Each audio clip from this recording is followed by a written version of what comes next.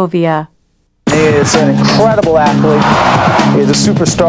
Back then, I was like, I do offer you a lot of money.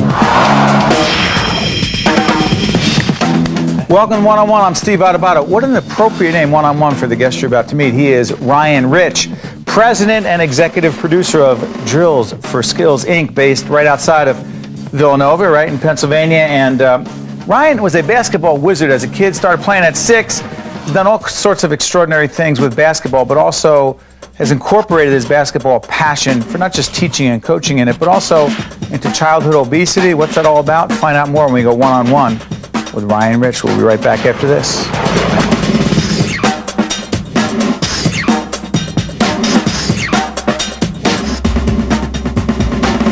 There he is, Ryan Rich, president and executive producer, Drillz for Skillz, Inc., based in Pennsylvania. What does that name exactly mean? Drillz for Skillz. It means you're going to practice drills to get the skills.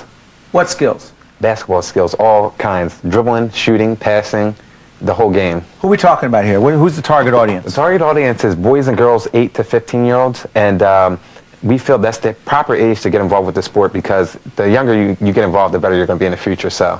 When did you get into this? I started playing basketball at 6 years old, and when I was 6 years of age. And, where?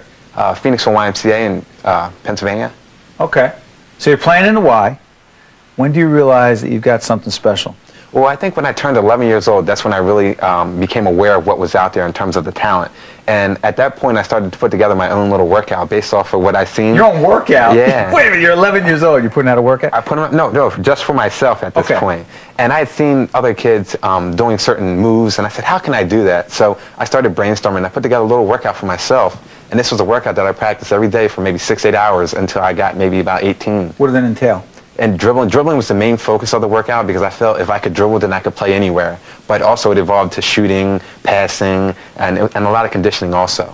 You know what, by the way, do you bring a basketball here? No, I wish. You didn't bring one? One of the interesting things I learned about dribbling early on that obviously people who really know how to play ball like you know, but I grew up in Newark and basketball was the sport. It was a sport that was the easiest thing. Anyone who, Philadelphia, Boston, Baltimore, Hartford, you know, because it's the easiest place. You get a ball, you find a basket. We were just talking about this. Very few baskets where we grew up had nets because it just had the rim. The net would get ripped down the next night. But I noticed with my little guy, my 4-year-old, and I try to teach him how to dribble. What's the most common thing kids do when they dribble? They don't dribble where they're supposed to, which is on the fingertips. Exactly. Where do they dribble? They dribble with their palm. Well, tell folks about that. Well, that's a great point because some of the drills we have focus on your fingertips. That's really where you get the strength at to push the ball down when you're dribbling it. And some of the drills we have, we practice dribbling on each fingertip at a time. So you're actually strengthening that fingertip one at a time. So it makes your hand a lot better. And tell them, sorry for interrupting, well, tell them what happens because you ever notice this? You ever see like a little kid, now I really wish I had a ball. The kid will dribble the ball and the kid will dribble the ball all the way into the ground. Exactly. Instead of taking it on your fingertips, which gives you the control to keep it going. Exactly. Right? By the way, instead of me talking about my dribbling, by the way, because you're making me think back about my point guard days, struggling as, I said to you, do you think I could jump? And you wouldn't be nice, and you said yes. Don't you remember the movie? Absolutely. What was the movie? White Men Can't Jump. Yeah, it's still true. Why don't we do this? Why don't we go? We got some video of Ryan playing some ball, going through the drills. Let's go for it.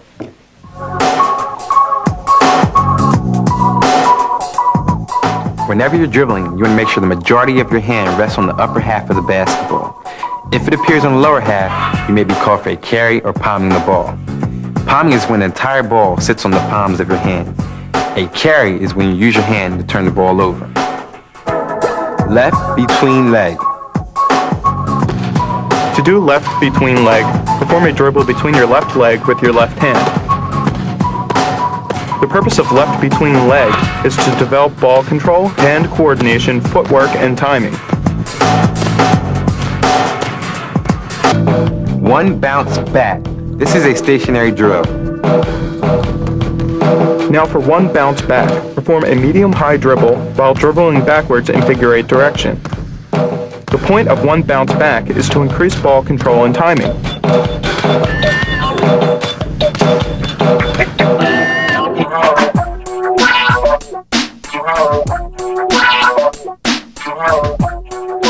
Keep your body centered and balanced with your feet planted. Don't move your body or feet with each dribble.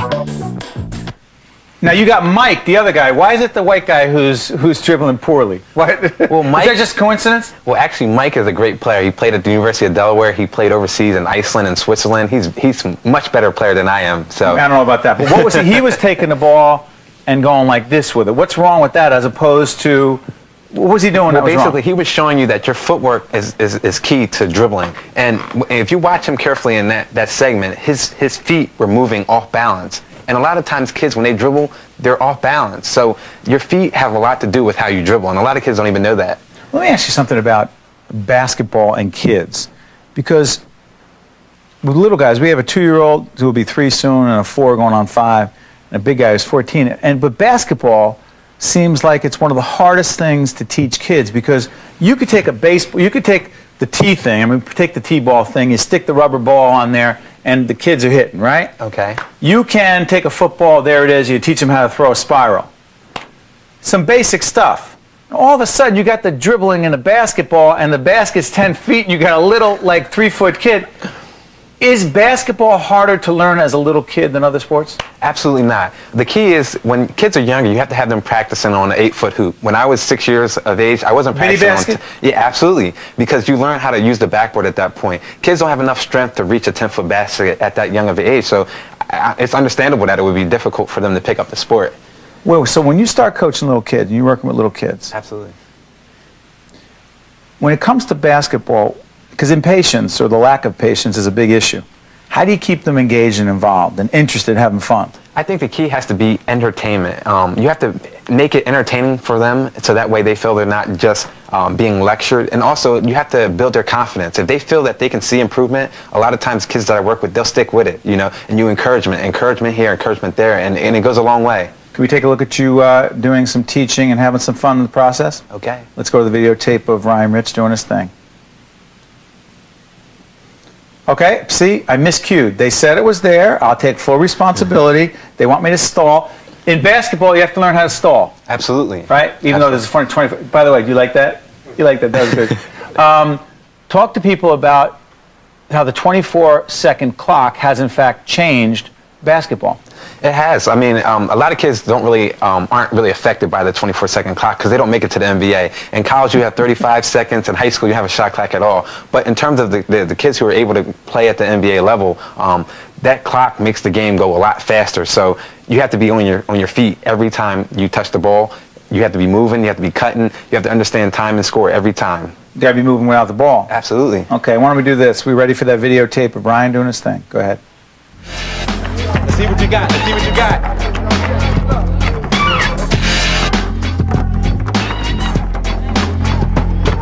Good job. Good job. Real good. Keep on going. Keep on going. Don't worry about it. It's all you. Good job. Good job. Good job. Next person in line. Here we go. Same thing. Take your time. One dribble at a time. See what you got. Good. Good. Good. Good. Take your time. Take your time. Excellent, excellent.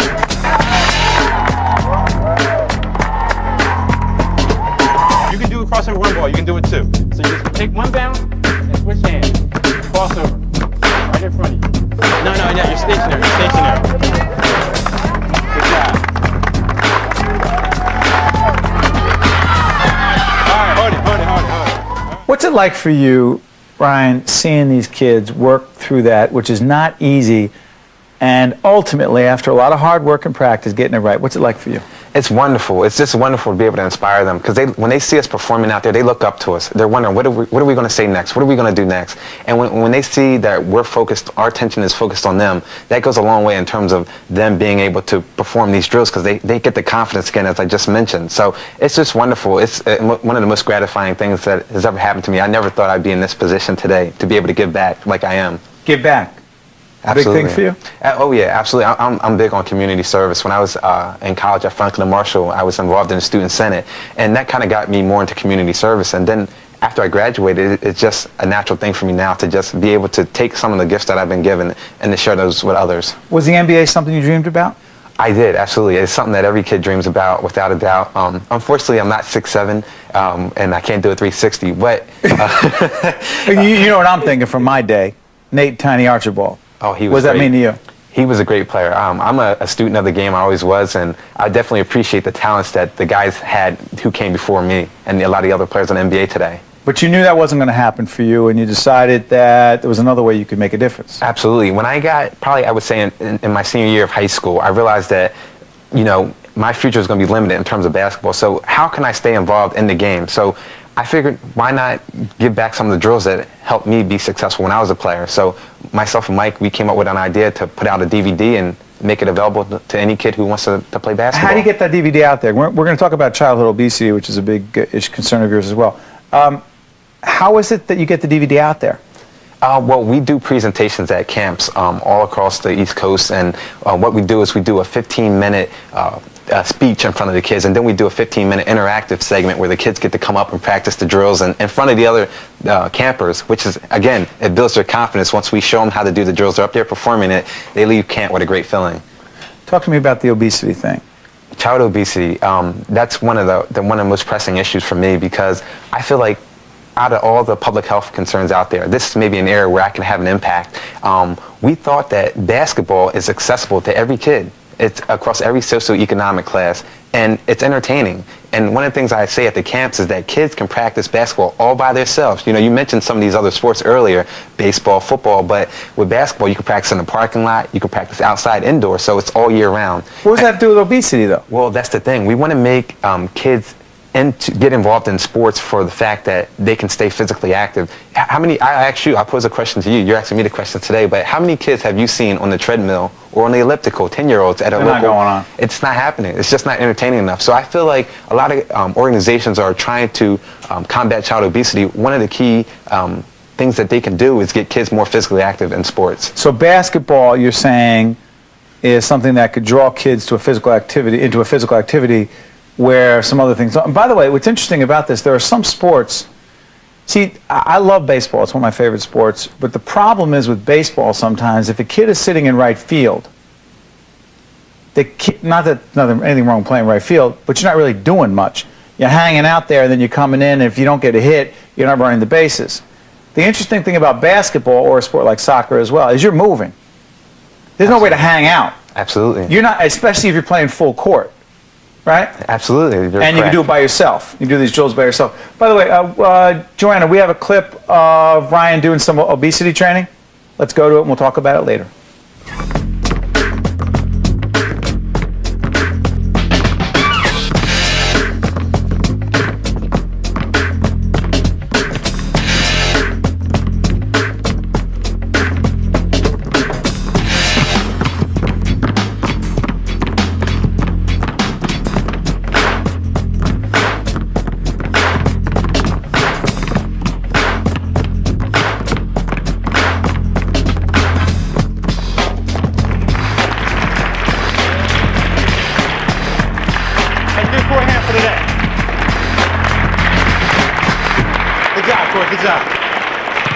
As you can see, these are very, very difficult drills. Now, along with being an athlete, you have to be making the right decisions off the court. What do I mean by that? Well, it takes discipline to stay in shape, to eat the right foods, to eat fruits and vegetables. Especially that we're athletes, we have to monitor what we eat. Poor nutrition can lead to high cholesterol, can lead to high blood pressure, and can increase your chances of getting type 2 diabetes. Eating the right foods, staying in shape, and conditioning are all directly tied to you reaching your peak levels of performance every time you step onto this court, which is what you need. They're actually listening to you. That's the key. In the palm of your hand. That's the key, and that's been the most gratifying thing about this is, again, we have the ability to hold their attention, and once you have their attention, you can speak to them about whatever you want to. So we feel that health and nutrition is directly tied into sports, without a doubt. You know, how much let me ask you this. You could talk about it, you could write about it, but how much of it for these kids is seeing you, the fact that you are tremendously fit, that you can walk the walk, you do it. How much of it is that? That's an excellent point. One of the things that we say, myself and Mike, is that we're young, so we can still perform the drills. Where a lot of great coaches, they're past their playing days, so it's more hands-on and it's more interactive in the sense that we can walk step in step with the student of the game to learn how to play basketball. So you're role models too, because if you had Absolutely. some fat guy coming, no disrespect, some overweight guy coming out there talking about fitness and all this stuff, it's not happening. You're right. Seeing is believing. Okay. Listen, I got to tell you something. You've taken your skills in basketball that you picked up at 6 years of age and not just taken it to your maximum level, and I'm sure there's going to be more you can do, but way more important than that. You're making a difference in the lives of others, and there's nothing more special than that. So, Ryan, we're proud of you. Thank you. Keep it up. Appreciate it. Speaking of other people we're proud of, Joanna Kaplan's up after this. That's right, I'm gone. Taking a rest. Can't take it. Joanna Kaplan up after this. Going one-on-one. Stay with us. We'll be right back.